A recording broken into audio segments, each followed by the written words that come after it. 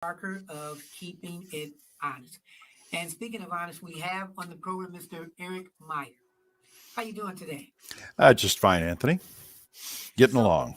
like I said, I was fascinated by this story, and I told you not too long ago when I was reading about the story online, and it was like it was one day as far as you guys getting rated, but it was a long story. I went online reading different stories, and then as I'm reading that, I go to another clip, and it talks about what happened with your mother. So Yeah. I am sorry for your loss too. Well, thank you. Appreciate that. It is a story that doesn't stop. I just, right before we started speaking, I just posted a breaking news piece about it. That is an allegation that has come up new that the police chief told one of the key figures in the case to destroy text messages that the two had exchanged before the raid. You don't normally go around telling people to destroy evidence unless there's something in it you want to keep people from seeing. So we don't know what's going to happen out of that. But And I said I've seen you on interviews like all over the place. And excuse me, I appreciate the time that you're giving me because I know I was trying to reach you for a while. And of course, you were saying you were still trying to get all your stuff back and straighten it out. yeah, we now have pretty well got all our material back. You're still struggling with things. The one thing you mentioned in your intro that you were talking about the people on the right and the people on the left and hearing both sides. One of the things that's most interesting to us about this entire thing is we have heard from literally tens of thousands of people, and they've come from not one of them. Not a single one of those messages has in any way been critical of us or saying, you media types should not think that you're above the law or whatever else. But they've come from about as diverse a group as you could imagine.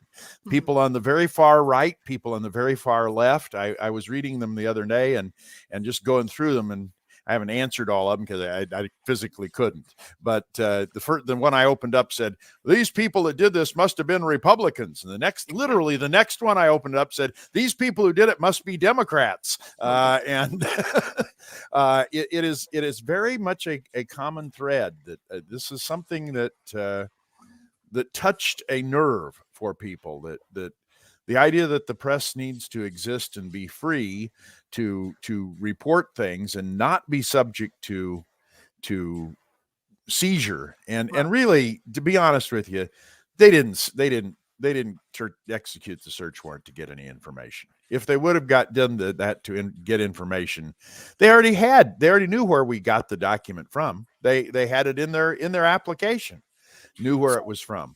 The document that they were concerned about, I don't know whether you can see it in this camera, it was sitting right here on my desk. Okay. My computer is sitting right over here on my desk on the other side. They didn't take it. I mean, but what they did do was show up in huge numbers. This was a bullying exercise, plain and simple. And everything else, but didn't take what was on your desk? Yeah, no, they didn't. The printed note of it, which, by the way, also had the notes that we'd used and how we obtained a copy of it by calling the state and they told us how to get it legally, and they later admitted it was legal, but they didn't do that. But they showed up at my mother's house, and I lived there too. She's 98, and I was helping care for her, although she really didn't need that much help. She was in pretty good condition, but they showed up there with 7 police officers. Okay. I mean, she's a pretty strong-willed woman, but I mean, they showed up at a house of a guy who had raped his 7-year-old granddaughter with 2 people. I mean, 7. I know you were saying that one of the officers was a neighbor too. Yeah, he lives next door. Actually, he's since resigned from the department. Okay. Since this happened. So, tell us a little bit about this story. We know it's a raid at a newspaper, but it's an interesting story in a small town of about 2,000 people. Well, it was a raid about a story that we decided we weren't going to run. that even makes it more interesting because we had gotten a leak that a local restaurant owner was driving illegally, that she had a conviction for drunken driving more than a decade ago.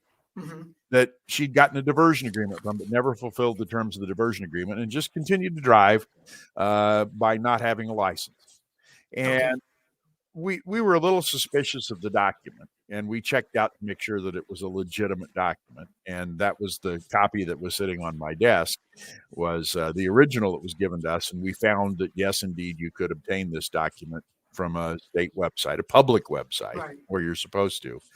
And we looked at it, and then we found out that really what was going on was she was getting a divorce from her husband, and they were arguing over who should keep their cars. And the husband's contention was he should get all of them because he was the only one who had a valid driver's license and she shouldn't.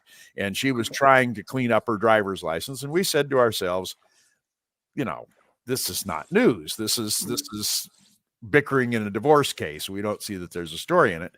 But the source who gave us the information also alleged that local police were fully aware of the fact that she was driving illegally and weren't doing anything about it. Okay. And so we thought we should notify the police of that. And we told them, we sent them a note saying what we knew, and saying we weren't going to run a story, but if you wanted any additional, and we don't think there's anything to do with this, but if you want anything else, give us a call. They never called. Simultaneously, the vice mayor also received the same document from the same source. Okay. And she had brought into question, the restaurant owner was trying to get a liquor license. Right. And she had sent a note off to the city administrator saying, maybe we should have the police check this out. If she doesn't really have she's got this old DUI. I don't know what it means, but the police could look at it. Right. Neither she nor we heard back from the police at all on this. But a week later, they show up at our office and her home and my mother's home in this massive coordinated raid that the police had bragged about would be the largest raid in the history of Marion, Kansas.